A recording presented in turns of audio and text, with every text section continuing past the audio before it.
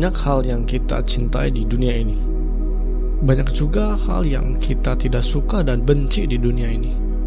Manusia memang tidak akan bisa lepas dari dua hal ini, karena memang cinta dan kebencian seakan ditakdirkan selalu ada berdampingan. Apalagi di zaman sosial media sekarang, kita makin mudah melihat segala sesuatu. Apa yang kita suka kini semakin bertambah, dan apa yang kita benci semakin mudah kita lihat. Dan tidak heran, karena mudahnya dan bebasnya mengekspresikan sesuatu di sosial media, tidak jarang orang saling berdebat, saling hina, hingga saling benci, yang padahal mereka tidak pernah bertemu dan tidak kenal satu sama lain. Cinta dan benci ada porsinya dan batasnya masing-masing. Bahkan cinta pun jika itu berlebihan, maka tidaklah baik. Ketika kecintaan kita sudah sangat tinggi dan tidak bisa membedakan mana baik dan buruk, maka akan ada posisi di mana kita bisa membenarkan apa yang salah karena kita cinta. Maka akan ada posisi di mana kita akan membenarkan sesuatu yang salah karena kita cinta, membela hingga melindungi kesalahan karena kita cinta. Kebencian pun sama. Ketika kita membenci sesuatu secara overdosis, kita akan menutup mata ketika hal baik datang dari apa yang kita tidak suka atau benci. Itulah kebencian. Kebencian memang hebat. Dia bisa melupakan segala kebaikan.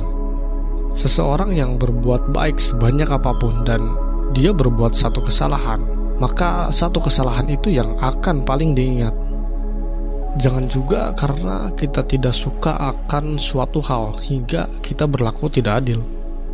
Memang kebencian tidaklah baik, apapun itu sebabnya dan alasannya. Tapi kita hanya manusia biasa, bukan nabi, bukan rasul, bukan pula orang suci lainnya.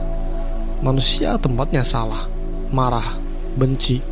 Mungkin itu wajar dan diperbolehkan jika apa yang kita cintai dilukai atau dihancurkan.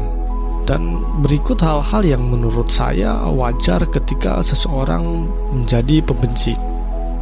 Seperti ketika cinta kepada orang tua, sudah pasti siapapun yang menghina dan merendahkan orang tua kita, pasti kita akan marah hingga benci kepada orang yang menghina orang tua kita. Begitu halnya ketika keluarga kita direndahkan, dihina, hingga dipermalukan. Anak kita, istri kita, suami kita, teman kita sekalipun, itu sama. Jika apa yang kita cintai dan lindungi dan sering menghabiskan waktu dengan hal-hal itu, lalu ada orang yang merendahkan dan menghina, kita pasti akan marah. Kita juga pasti akan membenci siapapun pelakunya. Memang dengan kita merespon dengan amarah dan kebencian, itu tidak akan merubah keadaan. Tetapi paling tidak kita sudah menunjukkan usaha kita untuk membela dan memperlihatkan kecintaan kita. Itu semua terjadi karena kita memiliki rasa cinta. Dan ketika sumber cinta itu dihina dan direndahkan, pasti kita akan marah. Ini seperti halnya burung yang membawa air untuk memadamkan api pada Nabi Ibrahim saat dibakar. Memang air yang dibawa oleh seekor burung tidak akan bisa memadamkan api, tapi paling tidak burung itu menunjukkan ada di pihak mana dia.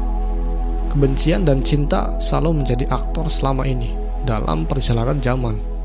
Karena kebencian, peperangan, kepentingan, dan pengkhianatan terjadi. Apalagi jika kamu seorang pemimpin dari segi apapun, termasuk pemimpin keluarga. Ketika kebencian atau cinta ada pada dirimu, maka itu akan menjadi penentu besar suatu hal akan terjadi. Karena keputusanmu akan dipengaruhi oleh emosi. Jadi yang dominan mana? Apakah cinta atau kebencian? Jadi sangat penting seorang pemimpin bisa memposisikan dua hal ini. Karena apapun yang kamu lakukan dan rasakan akan diikuti. Terkadang kebencian datang pada kita tanpa sebab. Tetapi jika itu terjadi, jangan pernah membalas kebencian dengan kebencian juga. Analoginya seperti jika ada anjing menggigit kita, bukan berarti kita harus membalas anjing tersebut dengan cara menggigit balik.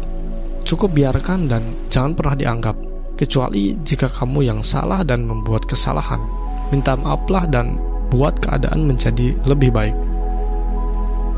Pesan dari saya adalah, kamu tidak perlu memperlihatkan kebaikanmu, karena yang mencintaimu tidak butuh itu. dan yang membencimu tidak akan percaya itu.